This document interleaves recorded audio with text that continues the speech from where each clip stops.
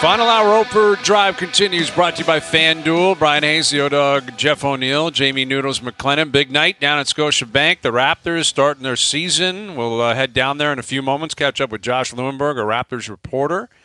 The rings were handed out last night. Jokic looked as if he was somewhat pleased. You know, he was cool with that anyway. I think the rings are out of hand, to be honest. They're like it's like a lunchbox on your finger. It's like I don't know. They're not rings anymore. It's not. I know. It's not a ring. Like it's a chest. It's a treasure chest. That's right. Like, I would appreciate 2 rings. You want to give me the monster where I can put in a cabinet or something or a safe, and then give me an old school 1970, 67 Leafs ring that you can actually wear. That's what I would want. Yeah, I think that is probably a good idea, but it's become so opulent, you know, you got a big time the previous winner, you know, like that's kind of what it is. It's like, oh, that 2022 ring, that stinks. Wait till you see what we have.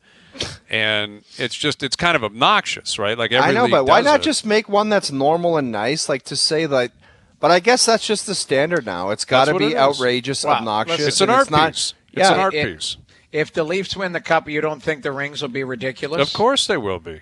Well, the alumni rings will be nice too, I imagine, but I don't think. I don't think the alumni would get anything. Do they give out alumni stuff? I don't know if they give out. We should ask Chaser. What the hell? Like it's got it's a cool ring. It's got a drawer in it or what? Is that a drawer? Yeah, it slides out just in case Jokic forgot what year they actually won that title in.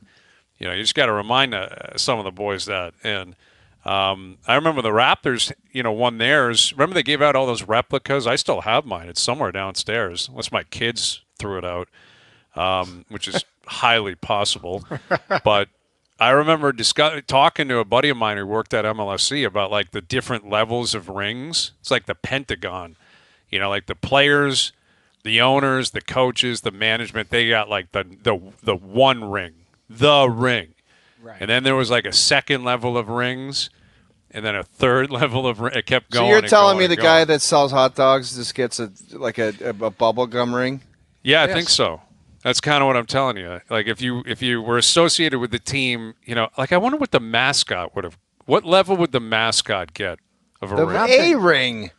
No way. He's not getting the same ring. Dude, he's out there every day. He's a part of the not game getting the same ring that Kawhi Leonard has. No chance. The Raptor got the same ring. No, he did. Nav, the super fan, got the real ring. He didn't had get to number pay one. for it, probably. No way Nav got it. No way. Drake? I'll dig. You think Drake? I'll dig. Go ahead. Dig as far as you want. There's no way. I'll bet you Drake got number. I'll bet you he got the one ring. Dude, I would guess Drake. I heard rumblings that Drake had his own ring made.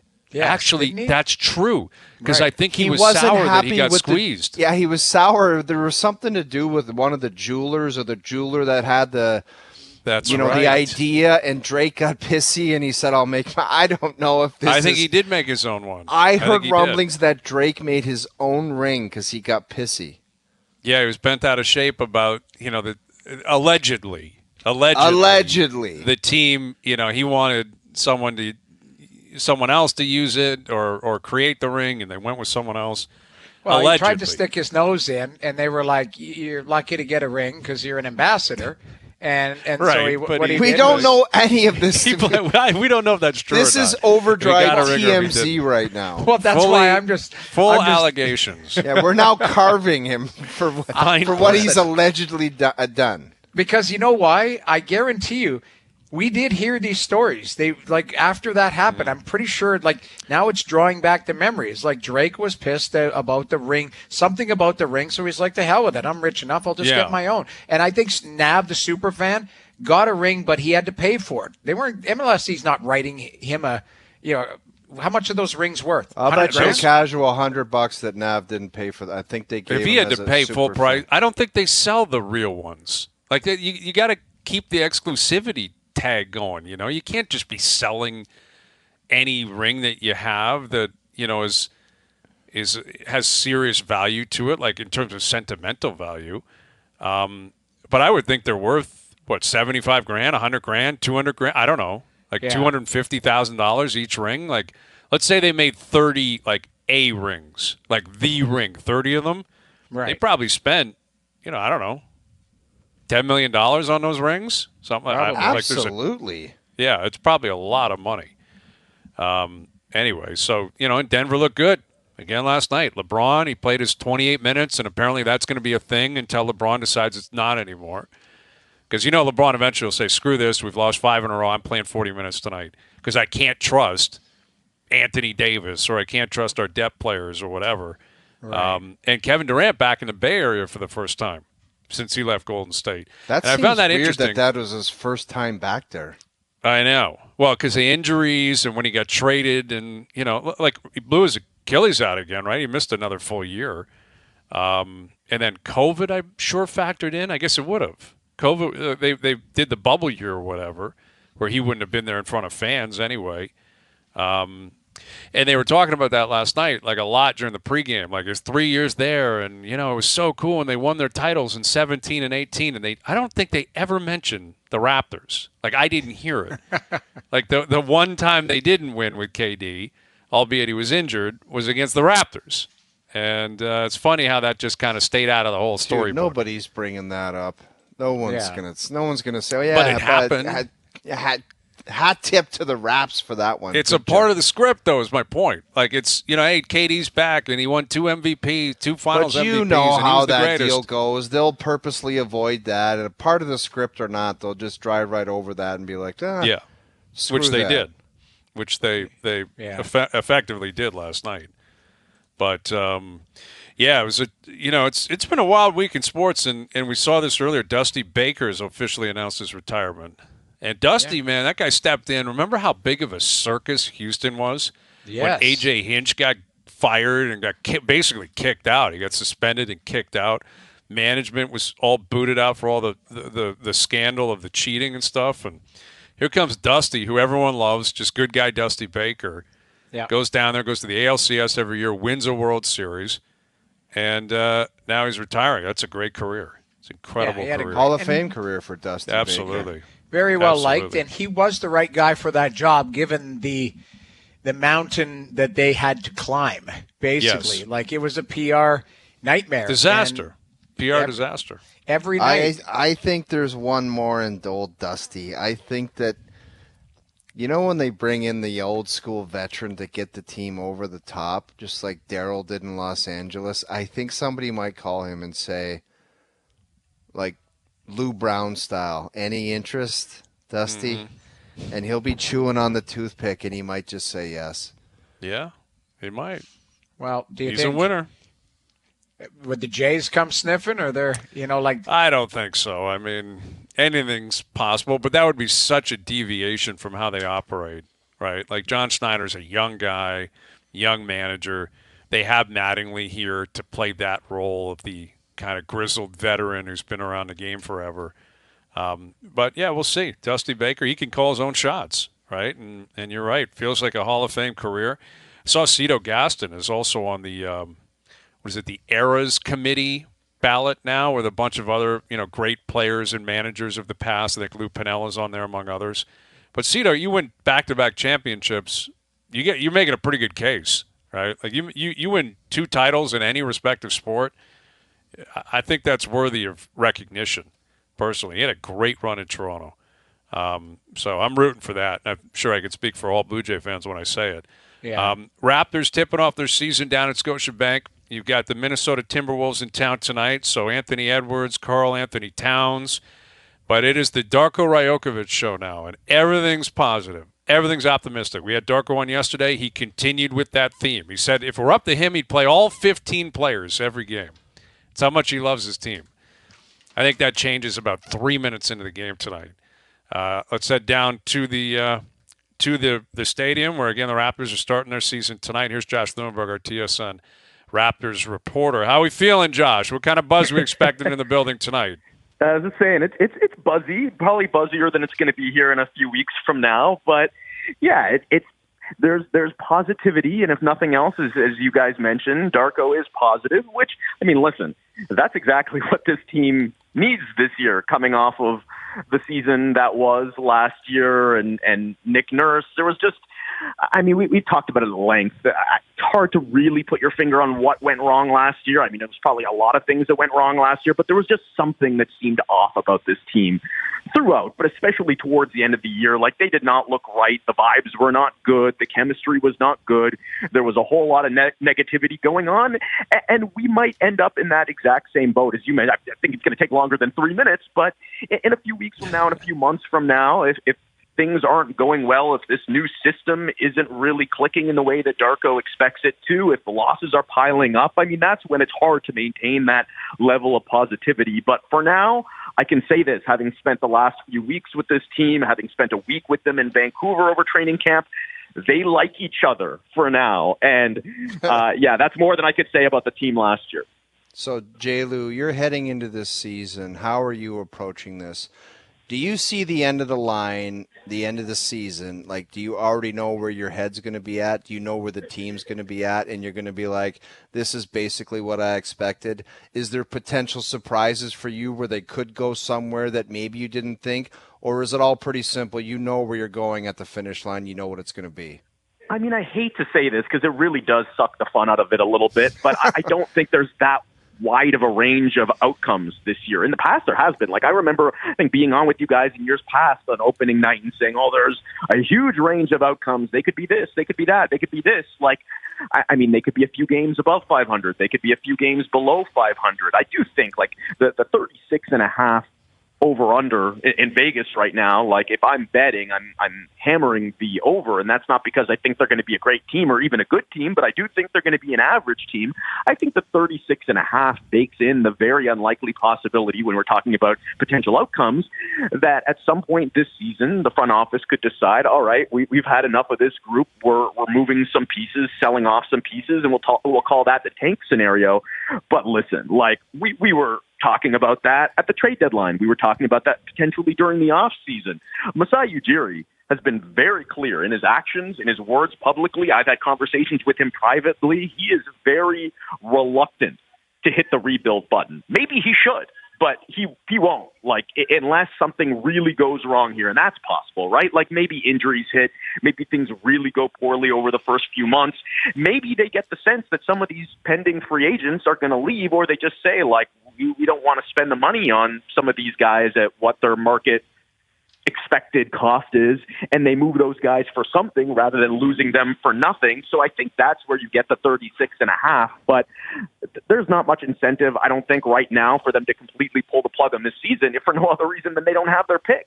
They traded their pick in the Jakob Poeltl deal to San Antonio. It's top 6 protected, so things would have to go really, really poorly for them to consider completely bottoming out. I think, like, when we talk about realistic outcomes for this season, it's last season, only with maybe better vibes, right? Like 41 wins, something in that neighborhood. I do think, for the record, the path to being a little bit better than that is more realistic than the path to being worse than that, because the path to being better than that, I mean, if we're going to simplify it, 2 words: Scotty Barnes. Mm-hmm. If he takes a big step or even a step in year 3, then the Raptors are going to improve. If he doesn't, then they won't. It's almost that simple. Yeah, he's the ultimate X factor, because if he takes a massive step, then you could be talking an extra 3 or 4 wins, which could be the difference between, 9th in the East and 7th in the East, and possibly, hosting these wild card games. And I think Scotty is clearly the X factor. I think Darko Rajakovic has the potential to be, for sure. He's a new coach, new philosophy. And I would add that Jakob Poeltl is going to be here for a full season, which also should benefit them greatly. But that said, if you're going to get to that, then you also have knowledge that Fred VanVleet isn't here anymore. Yep. And Schroeder's a good point guard, but he's not as good as Fred. So, it does seem like, to your point, Josh, that is the focus on where this swings one way or the other. Is it Scotty Barnes? And if he has a big season and he stays healthy, there's no reason he shouldn't. He's in his 3rd year. He has a monster year and he's in better shape. Things can even the same win-loss total can feel a lot better if Scotty's taken a big step. Well, that's just it. And I was on with Kaz earlier, and he was saying, like, what Scotty does this season is more important than the wins and the losses, but they're so closely tied together, because if Scotty is that player that I think a lot of people expected him to be last year, this year, then all of a sudden, like, it's a completely different situation, a completely different narrative. And I would say things are off to a pretty encouraging start in that respect. I mean, preseason is preseason. You take it with a grain of salt. But I do think, like, I'm not sure that you can tell when things are going really well in preseason, but when you know when things aren't. And last year, you just had that feeling about Scotty. He came into camp already dealing with an injury, and he had a rough preseason, and then sure enough, it bled into the season where he wasn't bad. Like, it wasn't a bad year, but it certainly wasn't a step above his rookie year. It was, if anything, it was pretty similar, and I'll credit him for self-awareness, because he said to us unprompted in Vancouver in week 1 of training camp that he had spurts and moments, usually at the end of games last season, but very rarely did he do it for the course of a full game. And to his credit, like, that was his focus over the offseason. It seems like he got stronger. He put in a lot of work, it sounds like, to improve his conditioning, to make sure that he's able to do it over the course of a full game for a full season. He did look dominant in preseason for whatever that's worth. So, yeah, I mean, I think if he's that guy, if he can be that guy for this team, not only are their short-term prospects looking a lot better, but their long-term prospects are looking a lot better too. Because, I mean, I've been calling him the swing factor for this season, and I would say he's the swing factor for well beyond this season for this franchise as well. J-Lou, we were talking about Pascal Siakam earlier and what the organization's view of him would be. If you could get some truth serum out of Masai and Bobby Webster, like, how do you think they view him? Because the contract talks and the amount of money that he would be associated with, you guys would know better than me, but it would probably be astronomical. Mm-hmm. Like, do you think they want to dish out that kind of coin to him? How do you think they view him? Do they really want to do it? The good news is we don't need the truth serum. We could just read the tea leaves here, because clearly they're not sold on Siakam as a long-term fit next to Scotty Barnes. It's the reason why they seriously considered moving him over the offseason. Like, those weren't just rumors. From what I hear, there were really serious internal conversations about the possibility Josh, of moving just to him. clarify, Pascal would understand that too, that those were more than just rumors. That would have been looked into. 100%. He's aware. Okay.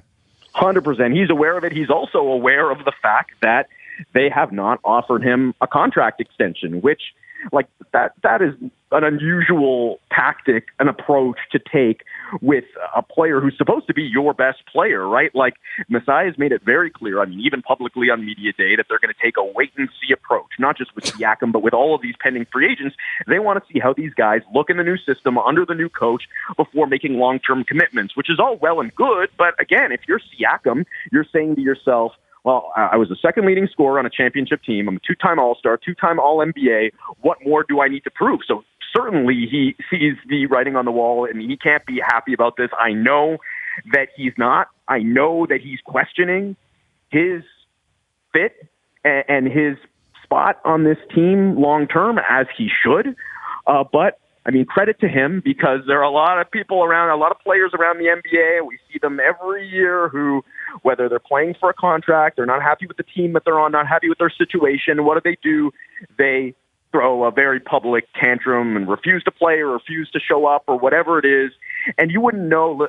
There's, from what I've heard from both sides, from all sides here, there's some lingering tension and awkwardness between the two parties, Siakam and the Raptors, going into the new season, but you wouldn't know it from watching him.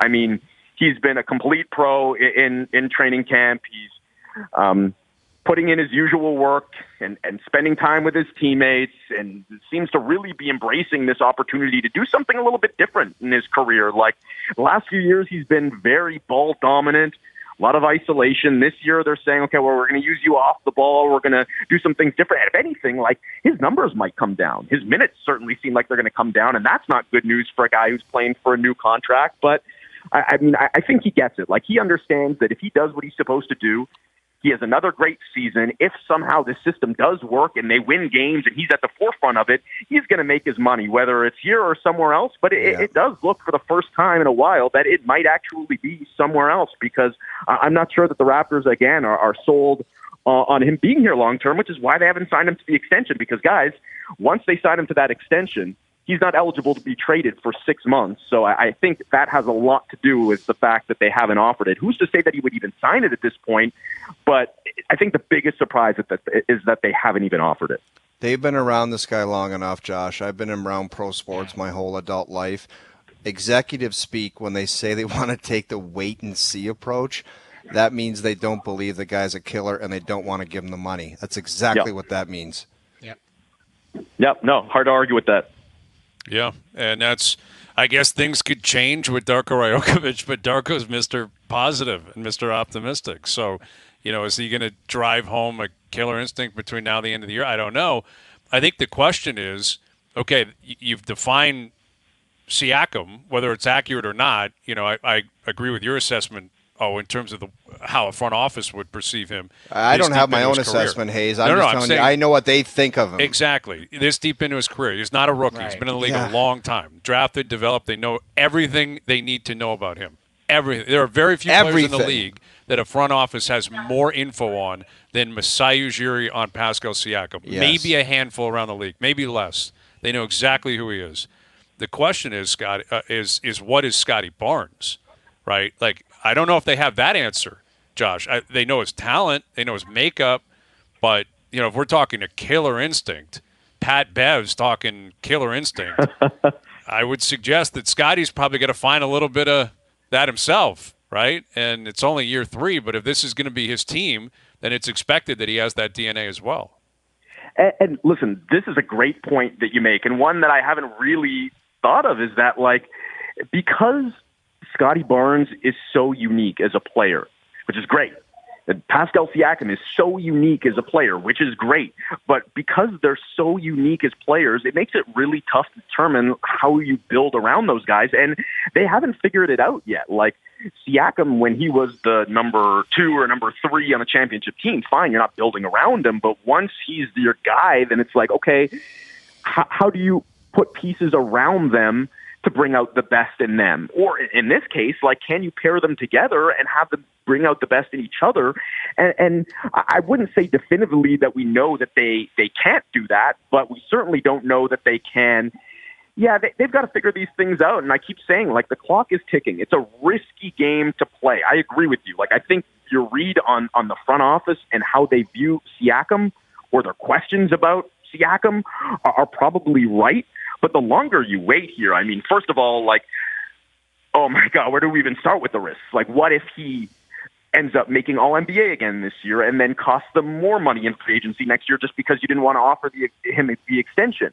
What if you continue to damage this relationship with a homegrown star who wants to be in Toronto, has said numerous times he wants to be in Toronto, and let's not take that for granted considering the history of this franchise. And then, of course, the biggest risk of them all, what if you continue to let this play out and then he leaves for nothing in free agency? It happened with Fred VanVleet, and you can justify that if you want, maybe the offers weren't great at the deadline, they didn't have an opportunity to trade him. I don't subscribe to any of that, but if Siakam or Anunoby or Trent, to be honest, leave for nothing like that it's malpractice at this point. Very hard to justify. So if you're going to trade the guy, you've got to trade him, and it might even be too late. If the Raptors weren't happy with the offers they were getting over the offseason, I can tell you this, they're not going to be better at the trade deadline. No. Well, they like dragging it out, Josh. We've seen that a bunch. They're not going to change that theory. No, it's Russian roulette, man. That, it just feels like they're going to test it out, try it again, do what they did with Kyle, do what they did with Fred. And even, in the modern NBA, once you sign it, once a guy's got term, then you get the offers, right? Anyone acquiring a player, they're terrified the guy's going to leave. And that's another thing. Siakam's, he can walk from anywhere by the end of the year. We'll see. But get started tonight. Game 1 of 82 down at Scotiabank. Enjoy it tonight, Josh. We'll do it again real soon. Thank you, buddy. All right, guys. Take care. Josh Lewenberg, our Raptors reporter, live from Scotiabank Arena. Raptors, Timberwolves tonight. Is there a big buzz around the Raptors? How the start of the season, the Leafs, kind of everyone gets excited about the Leafs, but it's okay, wake me up in the playoffs. Where are people at with the Raptors, like Toronto? Yeah, kind of quiet going in, to be honest with you. I find that's right. I got that impression. It's it's not that big build-up like we usually see. Maybe it's by design. Who knows? I think it's probably a result of the last couple of years, right? Right. Where, a couple of years ago, COVID, they got hit, kind of like the Jays in 93 and then the strike in 94. It was like the Jays went back-to-back World Series, then there's a strike, and then it was like over.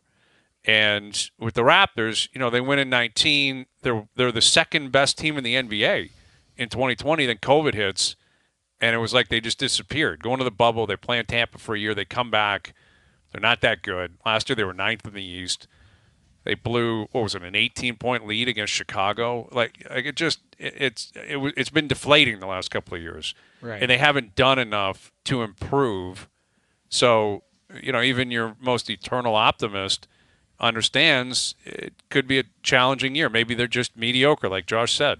So, creating buzz for a 40-win team that is not going to go anywhere is tough. But that's the direction that Masai has taken them.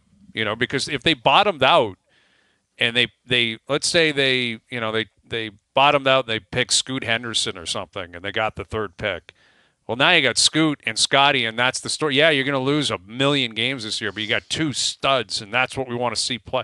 Like down in San Antonio, Spurs aren't going to win anything this year, but everyone's jacked because Wembanyama's there, and Victor's playing, and he's when you're as highly tonight. paid as Masai, when you have 2 years like you just had, and if you're going into a third and then fourth, making that kind of salary, doesn't ownership kind of look at it and say, there's 4 years of, I don't know what he makes, 15. Like we could have paid Bobby Webster alone for that. You know what I mean? It's like, there's some kind of plan where that big coin going to that big executive is going to pay off, because we could have paid anybody to do this mediocrity stuff for 4 years. Right. They were ninth in the East last year. I think they were fifth the year before, and then the year before that was Tampa, where it was a disaster. Yeah, and I know every executive doesn't have a crystal ball where they could say, I'm going to do this, and it's going to be the Kawhi trade and turn us around, but someone's got to look at it and say, anyone could have done that. Anyone could have been mediocre. Yeah, and that's the truth. Like, anyone could have let Fred VanVleet walk for nothing. Anyone could have not negotiated deals for Siakam and Anunoby, which is, what happened over the offseason. So, yeah, I mean, I've been thinking a lot on Masai and his legacy here.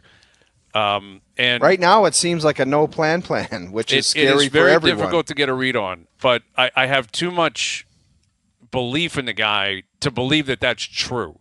And maybe I'm being duped here. Maybe Raptors fans are. Maybe it was just an incredible run, which it was all the way up to 19 and then into 2021, and now it's just a different vibe and it's going to be a different future. But I'm not willing to jump off the Masai Ujiri bandwagon yet. But I will admit it could be a reality sooner than I would have ever expected. Yeah. But in other words, by the end of this year, Siakam walks for nothing, Anunoby, they're just a middling team. If Rajakovic isn't the right pick, they've handed the keys to the car to a guy who's never been a head coach in the NBA. Now, Nick Nurse wasn't either. That worked out remarkably well. Can you go to that dance twice? And I don't know. We'll see. But I will say I still have faith in who he is, what he represents, how he builds teams, how he approaches the game.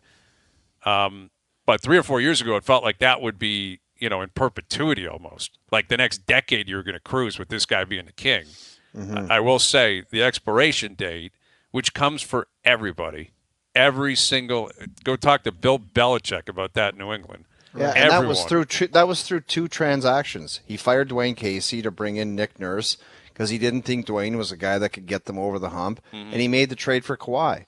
That's you gave him 10 years off of 2 transactions that led to a championship. Listen, the Marc Gasol trade was a really smart trade. That worked. Gasol was an integral piece of the puzzle. So he made a trade deadline deal. Yes,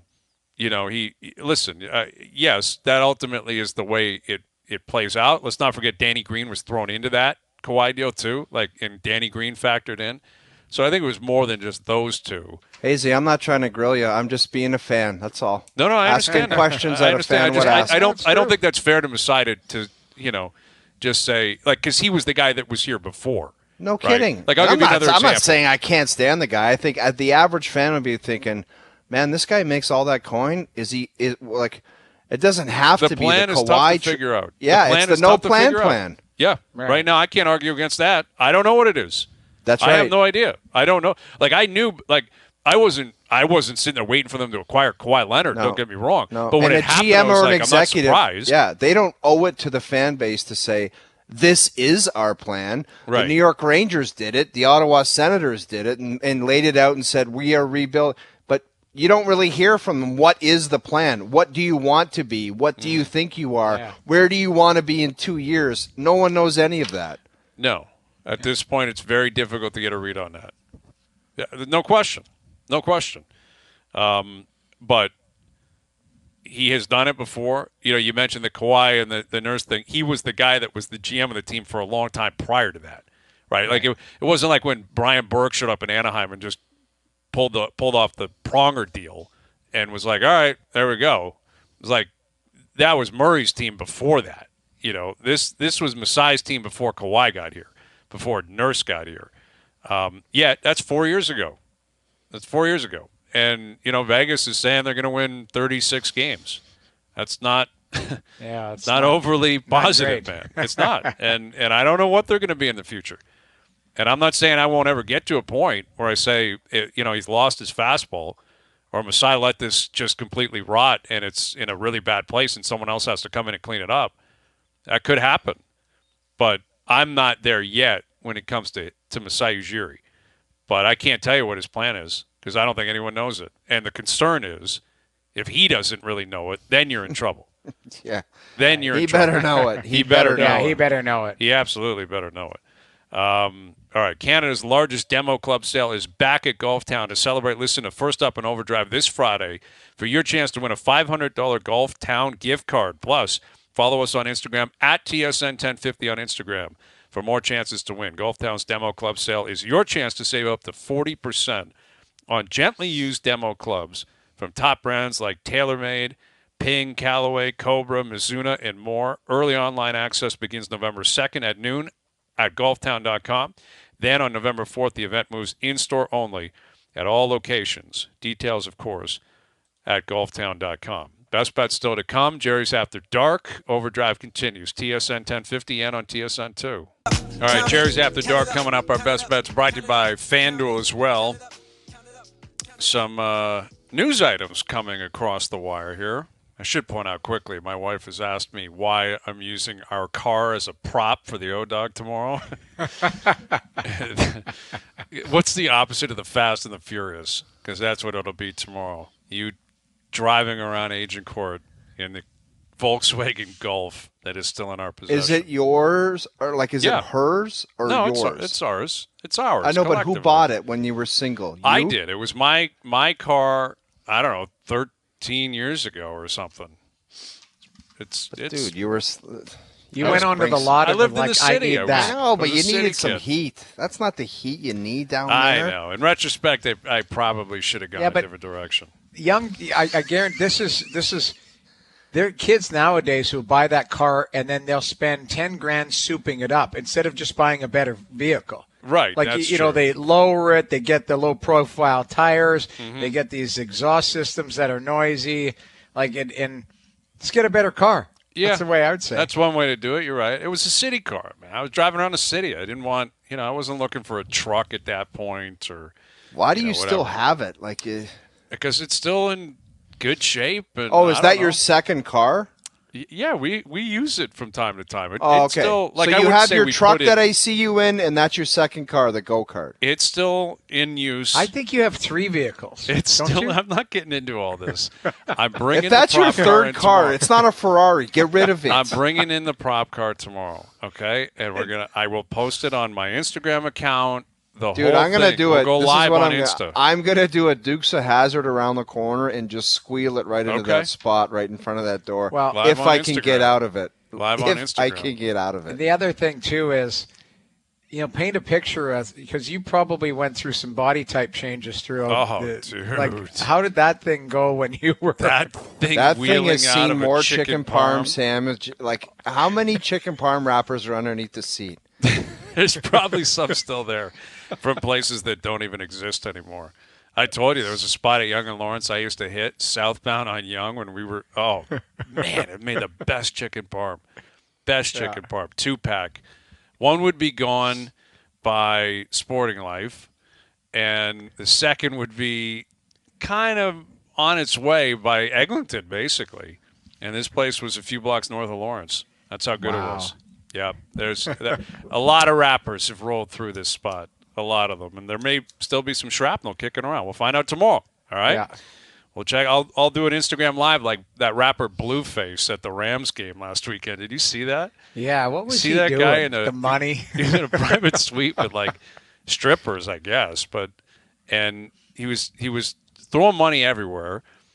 My understanding is he offered a punter on either the Rams or whoever they were playing. Like, how much would it cost for you to botch a kick?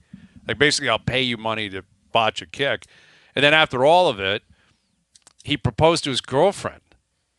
So the guy was crazy night. making it rain and had, I don't know who he had in there, but he had a handful of women in there that were dancing. And then once it was over, this is during an NFL game. The Rams are playing.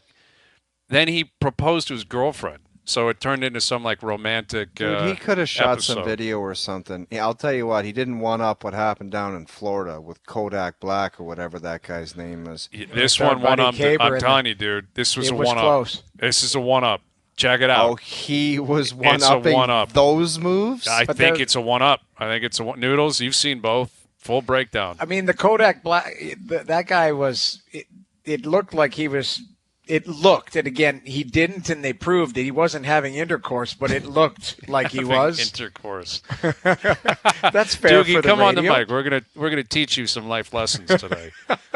And then, secondly, this other character, he was making it rain. Yes. But there was 3 girls who, I think, had either taken their pants off or whatever, and just had like underwear bottoms on thongs. Yes. Was not fully nude, but it was close, man. This guy was shaking, twerking or whatever. Let's get to the news and notes. What have we got? It's happened, man. I'm just telling you, Blueface. It was a real thing. It happened. Yeah.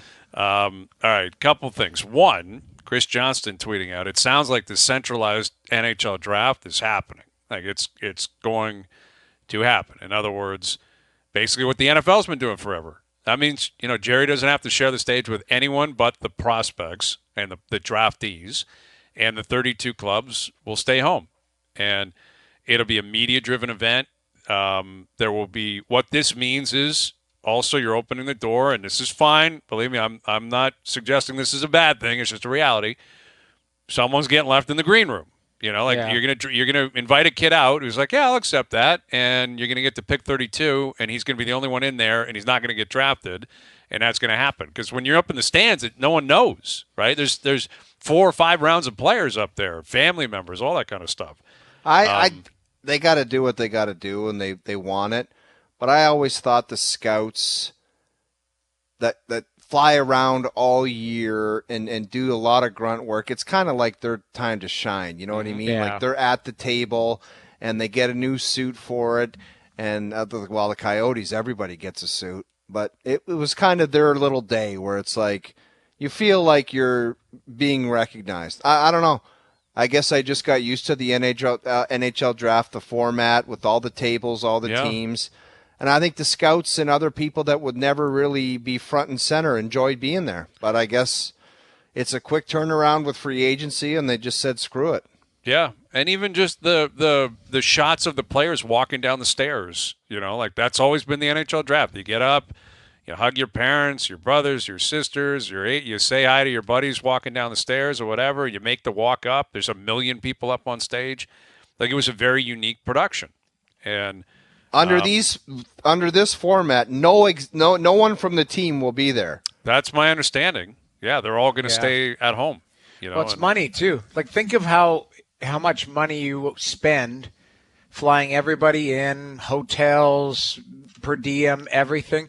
Like, it's a big production, and it's good for the city. It's good business for the city where the draft is in. It's almost like the All-Star game.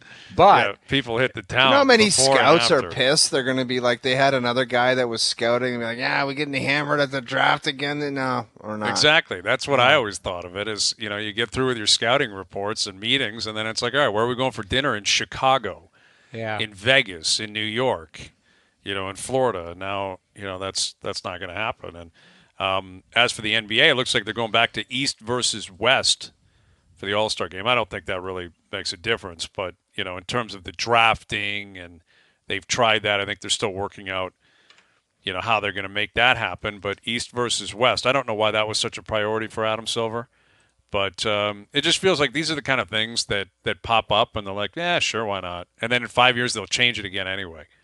But, the NHL draft, it's moving in a direction of being more centralized. Again, no word yet on 2024 because I don't think they've announced the host city yet, which would suggest they've been working on this and they probably want to activate this. Because they were saying maybe that Sphere in Vegas, they could make that happen, which would be cool. But also, I would assume cost a lot. Like, you'd have to rent that out, right? Like, that would cost a lot of money. Anyway, all right. Best Bets brought to you by FanDuel coming up. Gerry's After Dark coming up. Raptors T-Wolves tonight. We'll tee that up as well. OverDrive continues. TSN 1050 and on the TSN app. All right, today's Best Bets are powered by FanDuel. Make your picks and assemble a same-game parlay in seconds on the FanDuel Sportsbook app. Looking at the Raptor game tonight. Pascal Siakam, 20-plus points. Toronto Raptors, I like them to cover and win tonight. Only laying a point at this point. I like the Raptors tonight in the home opener. Anthony Edwards, 3+ threes hit tonight. There's your same-game parlay for the Raptors T-Wolves tonight. Today's Best Bets powered by FanDuel, where, as we know, whether it's the NBA, NHL, you can bet it all. And World Series right around the corner. The first inning means as much as the ninth when you bet baseball in the FanDuel Sportsbook app. Please play responsibly, 19+, physically located in Ontario. So Raptors kickstart their season tonight. NBA started last night. Victor Wembanyama playing tonight as well. Wemby at home against Dallas. Wow. Kyrie Irving, the leader. MVP? I watched him in Summer League, and I'm like, this guy's terrible. What the hell was everyone talking about? Fast forward to training camp, and now MVP. He's a machine, man. He is a machine. I think rookie Dude, he of the set up year. an alley-oop play dunk from a zillion feet away from the basket. The guy's a freakazoid. He is. He's got an 8-foot wingspan, and he guards the perimeter. Like, Kyrie Irving will be trying to dribble around him tonight and will not be able to do it. I can't wait to watch him play. I love Like, the I really smile on cannot wait. Pop's face. Pop was so ready to just say, screw all of you losers, and now he's loving life. Rejuvenated. Pop can't wait to get to the court. I bet can't you wait he to was play. ready to pack it in, and when they got the lottery, he said, Yep. I'm back for 15 years. That's right. It'd be like Belichick getting Patrick Mahomes. Yes. Yeah. You know, it's like, all right, feeling I guess good, we'll- feeling refreshed. Riding this wave reminds me of when David Robinson showed up and Tim Duncan and all the boys. All right, you guys want to fire up a Gerry's After Dark? Fire one up. Instead of percentages, let's mix it up and do a happy meter from 1 to 100. How happy do you clowns think Ross Atkins is for Gabrielle Marino and Lourdes Gurriel Jr.? I'd like to check old Ross and Mark's underpants on this one. That's such a... Like, if you don't understand I the context don't of know a why. comment like that, we've had a consistent It doesn't theme, matter. underpants, He said cam. it. We're He joking said it. around. He said it. I know that, but it's such a out-of-nowhere comment. All right, happy meter. Do you think Ross Atkins, 1 being no happiness, miserable, and 100 being over-the-top jubilant, how's he feeling about Marino and Gurriel? Watching that game was the big factor last night. If Phillies punched their ticket, it'd be like, okay, thank God I don't have to watch these two. Mm-hmm. But them going to the World Series, they went to a -5. Yeah. A -5 on the happy meter because they're like, now we got to listen to this all through the World Series. probably the first questions in spring training are going to be, oh, you made that trade. Yeah. That guy was throwing out everyone in the World Series, and he had key hits, and Gurriel was good. Game-winning RBI last night. Yes. What were you thinking? Yeah. It's a one for me. I mean, they're human. There's no way. I've never believed it's driven me nuts forever. Oh, we want both sides to be happy. Totally want everyone to be happy. No, you don't. You want to fleece My old the other team went to the Stanley Cup final, and I was doing the sign of the cross, hoping they lost, because I was like, you can't do this to me. Right. And it didn't work. Didn't work. Yeah. There I'm he a 1 is. on this. Yeah, There he is. I'm a Gabby -5. Marino. Just Yeah, slashing I'm a balls to 0. right field. He's pissed, and he's thinking about it. He's going to be reminded about it every day this summer, or this off season. Sorry, and then he's going to have to talk about it right when the season starts again. Yep. Now this could fluctuate, right? If the Rangers smoked them, different story. Then hey, great job, love those guys. But if they win, imagine Gabriel Marino, World Series MVP, like that is nightmare fuel for Ross Atkins. Nightmare fuel. All right, Raptors in action tonight. The Leafs are back in action tomorrow. We're looking forward to that. Thursday nighter, Bills in action tomorrow against Tampa. That'll be a big one. Thanks to everyone behind the scenes for helping out. We appreciate it. Everyone for tuning in today. TV, radio, podcast, web. We appreciate that. We're out of here. Enjoy your evenings. Enjoy the games tonight. We're back tomorrow at... We'll do a check on Hayes and Company shorts tomorrow, 4 p.m. We'll chat then.